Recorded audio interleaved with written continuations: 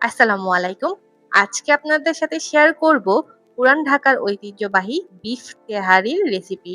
খুব অল্প উপকরণ এবং অল্প সময়ই তৈরি করে নেওয়া যায় এই তেহারিটি। চলুন রেসিপিটি শেয়ার করি। এখানে আমি একটা প্যানে দিয়ে দিব হাফ কাপের মতন সরিষার তেল, দিয়ে দিব 1/3 কাপের মতন ঘি। ঘিয়ের বদলে আপনারা এখানে ১ কাপ সরিষার তেল দিয়েও তেহারিটা রান্না করতে পারেন। তারপর আমি দিয়ে দিব তেলে কিছুটা গোটা গরম মসলা। প্রথমে আমি দিয়ে দিব ২ টা তেজপাতা, তারপর দিব ৩ থেকে ৪ টা দারচিনি, ৬-৭ টা লবঙ্গ, ৬-৭ টা এলাচ। তারপর তেলটা গরম হয়ে গেলে দিয়ে দিব ১ কাপের মতন পেঁয়াজ কুচি। তারপর আমি তেলে পেঁয়াজটা ভেজে নিব। যখন তেলে পেঁয়াজটা নরম হয়ে আসবে, তখন আমি এখানে দিয়ে দিব কিছু বাটা মসলা। প্রথমে আমি দিয়ে দিব ২ টেবিল চামচের মতন আদা বাটা। তারপর আমি দিয়ে দিব ১.৫ টেবিল চামচের মতন রসুন বাটা। তারপর আমি ভালোভাবে মিশিয়ে দিয়ে দিব ৫ থেকে ৬ টার মতন কাঁচামরিচ বাটা। যেহেতু তেহারিতে শুকনো লাল মরিচের গুঁড়ো দেওয়া হয় না, তাই বাটা কাঁচামরিচটাই দিতে হবে। তারপর আমি দিয়ে দিব একটা স্পেশাল বিরিয়ানির মসলা।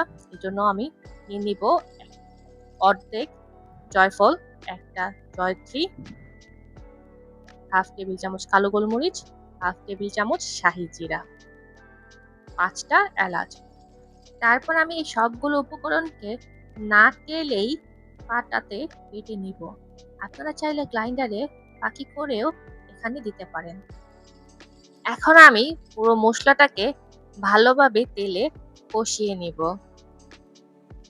যদি আপনারা ভালোভাবে কষিয়ে না নেন, তাহলে রান্নার পরে একটা কাঁচা মসলার গন্ধ করবে।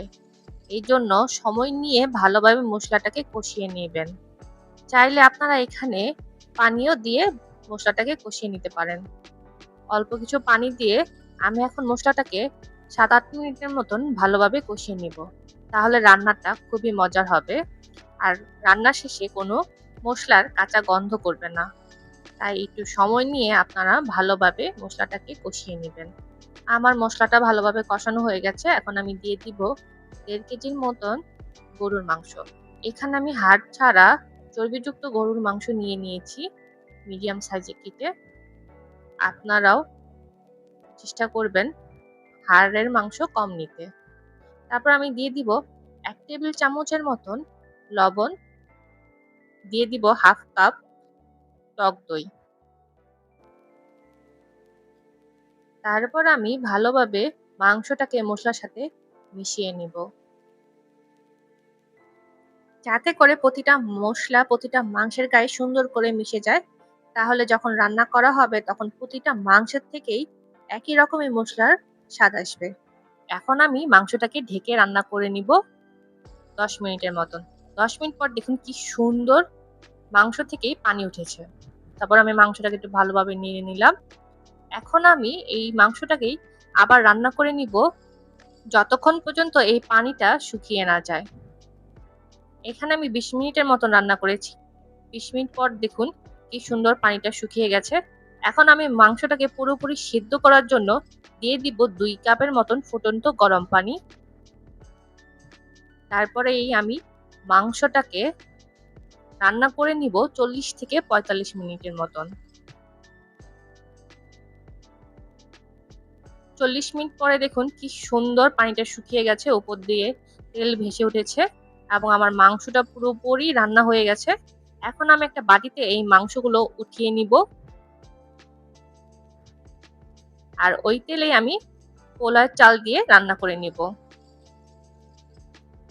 চাইলে আপনারা মাংস সহকারে রান্না করতে পারেন। সেই ক্ষেত্রে চালটা ঝরঝরা হয় না। তাই আমি সবগুলো মাংস উঠিয়ে তারপর ওই তেলে পোলার চাল দিয়ে দিব। এখানে আমি ৩ কাপ পোলাও চাল নিয়েছি। ৩ কাপ পোলাও চাল আমি ভালোভাবে ধুয়ে ২০ মিনিট চালনিতে ঝরিয়ে রেখেছিলাম। এখন আমি এই তেলে ভেজে নিব ৫ থেকে ৬ মিনিটের মতন। ভালোভাবে তেলে যখন ভাজা হয়ে যাবে, তখন আমি এখানে দিয়ে দিব ফুটন্ত গরম পানি। এখানে আমি 3 কাপ চালের জন্য 6 কাপ গরম পানি দিব।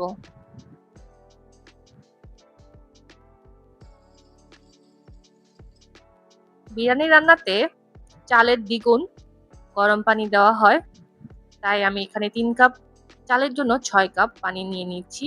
আর অবশ্যই আপনারা গরম পানি দেওয়ার চেষ্টা করবেন।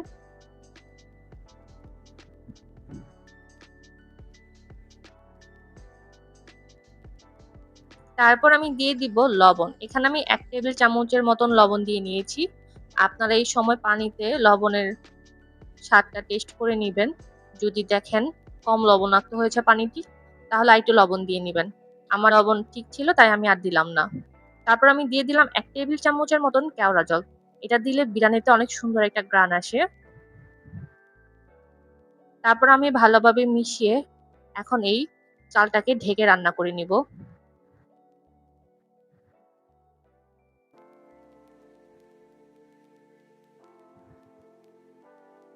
৬-৭ মিনিট পরেই দেখবেন সুন্দর চাল থেকে পানিটা শুকিয়ে এসেছে এবং চালটা ৭০% এর মতন সেদ্ধ হয়ে গেছে। সেই সময় আমি দিয়ে দিব গরুর মাংস। ভালোভাবে এখন মাংসটার সাথে চালটাকে আমি মিশিয়ে নিব। তারপর আমি ভালোভাবে মিশিয়ে দিয়ে দিব কাঁচামরিচ। যেহেতু আমি শুকনো লাল মরিচের গুঁড়ো দিইনি, সেজন্য এখানে আমি বেশি করে কাঁচামরিচ দিয়ে নিলাম। এখানে আমি ১৫টা মতন কাঁচামরিচ দিয়ে নিয়েছি। আপনারা যদি জাল বেশি বা কম খান তাহলে বাড়িয়ে বা কমিয়ে নিবেন। তারপর আমি এখন দমে দিব। যেহেতু আমার পাতিলটা মোটা, তাই আমি এখানে তাওয়া দিলাম না। আপনারা যদি পাতলা কোনো ডেকচিতে রান্না করেন তাহলে অবশ্যই তাওয়া দিয়ে ১৫ মিনিটের মতন দমে দিবেন। ১৫ মিনিট পর দেখুন কি সুন্দর আমার তেহারিটা হয়ে গেছে আর কি সুন্দর ঝরঝরা হয়েছে। আর এর থেকে অনেক সুন্দর একটা ঘ্রাণ আসছে। আপনারা বাড়িতে অবশ্যই রেসিপিটা ফলো করে একবার বানিয়ে দেখবেন। এখন আমি এখান থেকে গোটা গরম মসলাগুলো উঠিয়ে নিব, যাতে খাওয়ার সময় মুখে না লাগে। তারপর আমি একটা প্লেটে বেড়ে নিলাম। দেখুন কি সুন্দর ধোয়া ওঠা ১ প্লেট তেহারি। আমার রেসিপিটা ফলো করে বাড়িতে বানিয়ে দেখবেন। এর স্বাদ মুখে লেগে থাকার মতন এবং সবাই খুবই পছন্দ করবে।